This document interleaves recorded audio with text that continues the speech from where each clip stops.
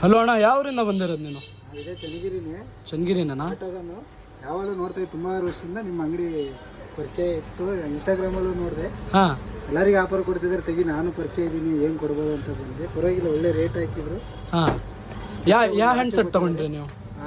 ಯಾವ ಫೋನ್ ತೊಗೊಂಡ್ರಿ ಅಣ್ಣ? ವಿವೋ Y28 ಅಂತ. ಹಾಂ. ರೇಟ್ ಎಲ್ಲ ಹೇಗೆ ಅನಿಸ್ತು ಅಣ್ಣ ಸೆಟ್ಟಿಂದ? ಪರವಾಗಿಲ್ಲ ಅಣ್ಣ, ಚೆನ್ನಾಗಿದೆ. ಚೆನ್ನಾಗಿದೆಯಾ?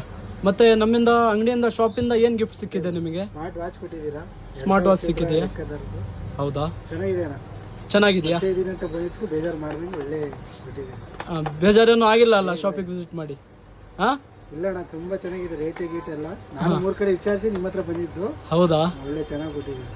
ಹೌದಾ? ಹ್ಯಾಪಿ ಆದ್ರಲ್ಲ ನಮ್ಮ ಶಾಪಿಗೆ ವಿಸಿಟ್ ಮಾಡಿ? ಹಾಂ, ಹ್ಯಾಪಿನಾ? ಓಕೆ, ಇನ್ನೊಂದ್ಸತಿ ವಿಸಿಟ್ ಮಾಡಿ, ಫ್ರೆಂಡ್ಸಿಗೆ ಎಲ್ಲರಿಗೂ ಹೇಳಿ.